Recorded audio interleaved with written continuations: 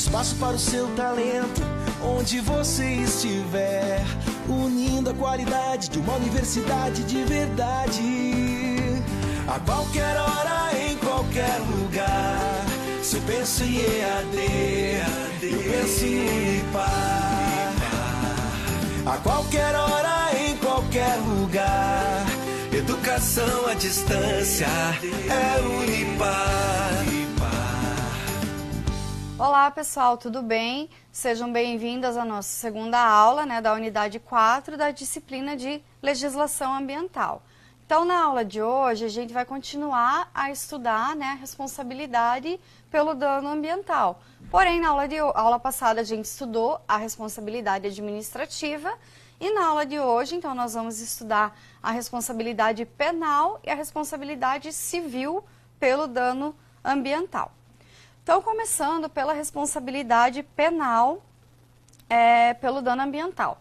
Então, essa responsabilidade penal da pessoa jurídica, ela é prevista na Constituição Federal, lá no artigo 225, parágrafo 3º, e também ela está materializada lá no artigo 3º, da Lei de Crimes Ambientais. Então, está escrito assim: as pessoas jurídicas, elas serão responsabilizadas administrativa, civil e penalmente, conforme o disposto nessa lei, nos casos em que a infração seja cometida por decisão de seu representante legal ou contratual ou de seu órgão colegiado no interesse ou no benefício da sua entidade.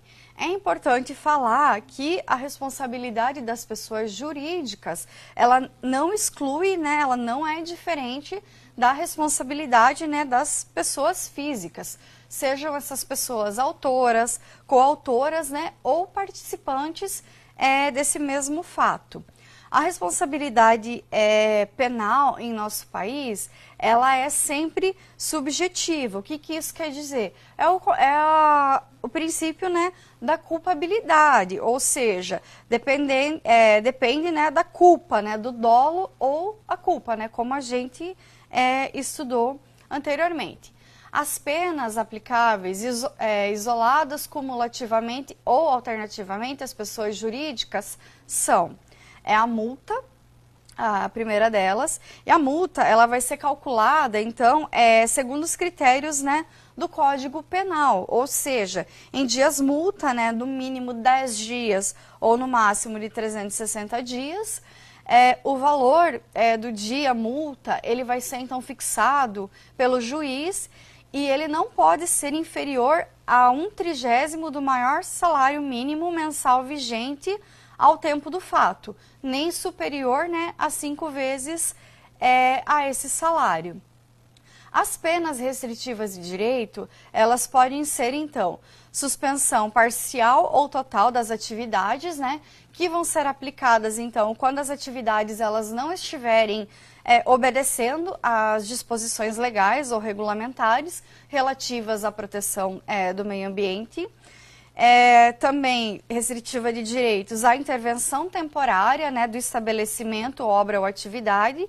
E essa interdição, então, ela vai ser aplicada quando o estabelecimento, a obra ou a atividade ela estiver funcionando, então, sem a devida autorização ou em desacordo com a autorização concedida ou com violação de disposição legal ou regulamentar. Ainda dentro das penas restritivas de direito, proibição, então, de contratar com o poder público, também bem como do poder público também obter subsídios, subvenções ou doações. E essa não poderá, então, exceder o prazo de 10 anos. E a prestação de serviços à comunidade pode ser, então, o custeio de programas,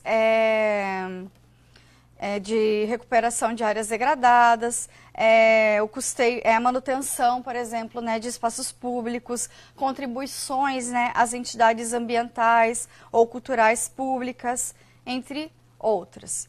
Em relação à responsabilidade civil pelo dano ambiental, lá no artigo 24, no inciso 8 da Constituição Federal, é estabelecida, então, a competência concorrente entre a União, os estados e o Distrito Federal, né, no que está relacionado, então, a legislar sobre, então, a responsabilidade, né, do dano ao meio ambiente. Então, os estados e o Distrito Federal, eles podem, né, instituir normas protetivas, né, ao meio ambiente. Então, só que essas medidas, elas não podem contrariar, né, as medidas federais. Então, lá no artigo 225 da Constituição Federal, também é determinado que o poluidor, ele é responsável, né, pela reparação dos danos causados, não falando nada sobre a comprovação da culpa ou do dolo. Então, os únicos elementos, né, que são necessários, então, para caracterizar a responsabilidade civil, então, são o agente poluidor e o nexo, né, de casualidade entre o agente e o dano causado.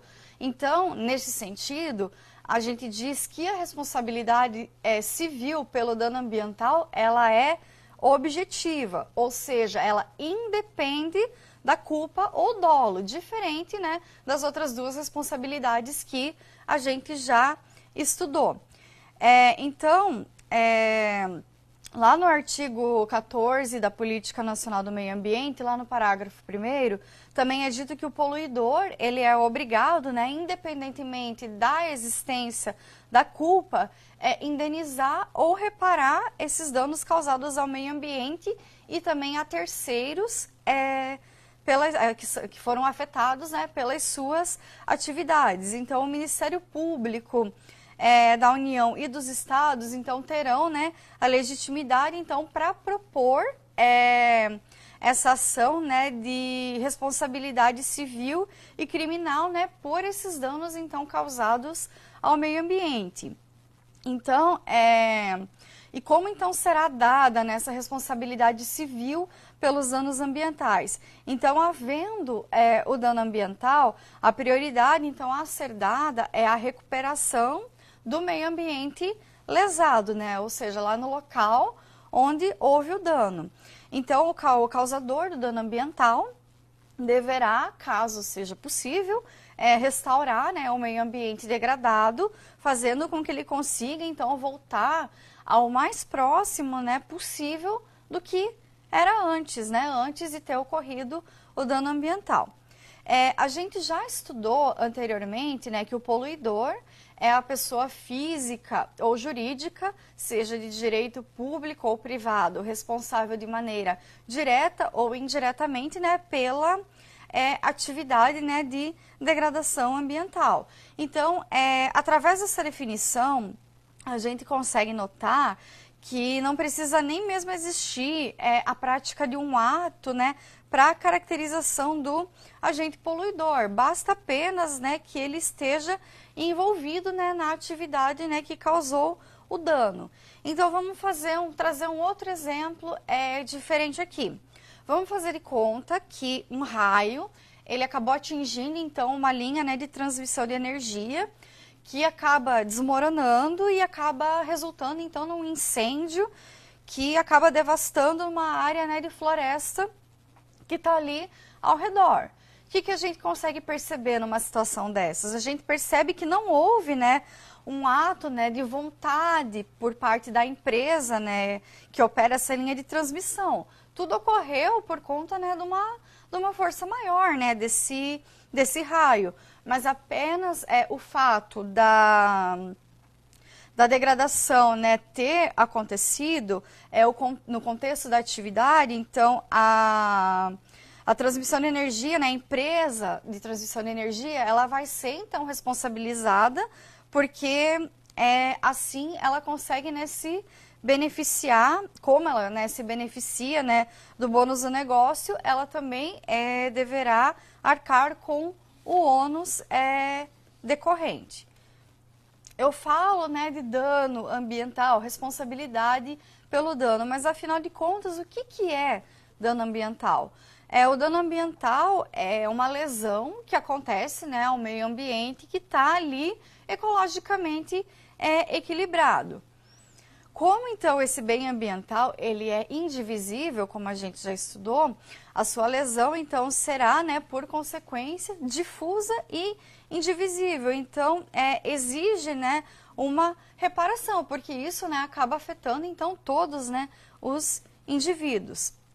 Caso esses danos ambientais ele provoque danos individuais ou danos em ricochete, né, como é falado, que é quando um efeito danoso que é causado, que é praticado contra um indivíduo, acaba atingindo outros indivíduos. Então, o lesado, né, ele poderá de forma individual, então, pleitear, né, a reparação devida, não prejudicando, né, a reparação difusa do bem ambiental lesado. O dano ambiental ele também pode causar perdas patrimoniais e perdas sociais morais. Então, ele é um dano moral difuso. E a responsabilidade civil pelo dano ambiental, ela é uma responsabilidade solidária.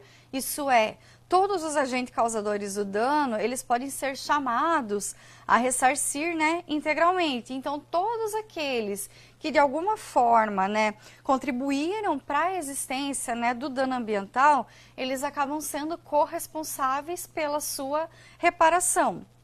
E eu falei anteriormente, né, a respeito do nexo de casualidade. O nexo de casualidade é a ligação entre o ato, né, a atividade do agente e o dano ambiental. E ele deve, né, estar sempre presente para que então se possa existir a responsabilidade civil.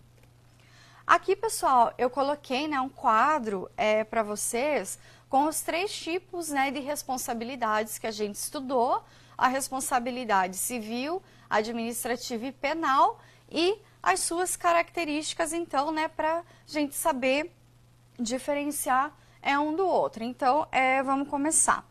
A responsabilidade penal, ela é a responsabilidade civil, aliás, ela é uma responsabilidade objetiva, ou seja, ela independe, né, da culpa ou do dolo, né, como a gente acabou de ver, enquanto os outros 2 tipos de responsabilidade, administrativa e penal, elas são subjetivas, ou seja, elas dependem, né, da comprovação da culpa. Então, é o princípio, né, da culpabilidade, ou seja, não há crime sem culpa. As responsabilidades administrativa e penal, elas não dependem, então, da existência do dano, enquanto a responsabilidade civil depende, né, da existência do dano. As responsabilidades administrativa e penal, elas são responsabilidades de cunho pessoal. O que isso quer dizer? Quer dizer que a culpa, ela tem como como parâmetro a pessoa física, né, que praticou o ato, enquanto a responsabilidade civil, ela é solidária. Então, todos os agentes, né, eles podem ser chamados, né, para ressarcir, né, de maneira integral, né, todos, então, são coautores, como a gente estudou. A responsabilidade civil, ela pode decorrer, né, de ato ilícito, que é um ato, né, que está dentro da lei, que é permitido, ou por um ato ilícito, né, que pode ser uma ação ou uma omissão voluntária, né, negligência ou imprudência que é contrária à lei. A responsabilidade administrativa, ela pode ocorrer, né, de um ato ilícito administrativo, ou seja, né, a contradição de uma norma administrativa. E a responsabilidade penal, ela decorre, então, de um ato ilícito penal, ou seja, né, uma contradição a uma norma penal. Em todas as responsabilidades, né, o poluidor, ele pode ser a pessoa física ou a pessoa jurídica, como a gente estudou. A responsabilidade civil, ela é retratada na teoria, né, do risco integral, que é uma teoria que afirma, né, que diz que onde o nexo da casualidade é fortalecido, ele não pode ser rompido, né, por excluentes, né, da responsabilidade, como culpa de terceiros, por exemplo. Ou seja, o poluidor, ele é obrigado, independentemente da existência da culpa a indenizar e reparar os danos causados. A responsabilidade administrativa, ela é retratada na teoria do risco criado, que admite, então, essa incidência, né, de excluentes, mas ela exige que demonstre, que seja demonstrado que o seu comportamento ele não contribuiu para a ocorrência, então, do dano da infração. Ocorrência, aliás, da infração. E a responsabilidade penal, ela é retratada, né, na teoria da culpabilidade, ou seja, né, não há crime sem culpa, certo? Pessoal, então, para a aula de hoje é só. E na próxima aula, então, a gente vai falar um pouquinho a respeito da reparação de danos ambientais e da lei de crimes ambientais. Muito obrigada pela atenção de vocês e até a nossa próxima aula. Um espaço para o seu talento, onde você estiver, unindo a qualidade de uma universidade de verdade. A qualquer hora, em qualquer lugar, se eu penso em EAD, eu penso em Unipar. A qualquer hora, em qualquer lugar, educação à distância é Unipar.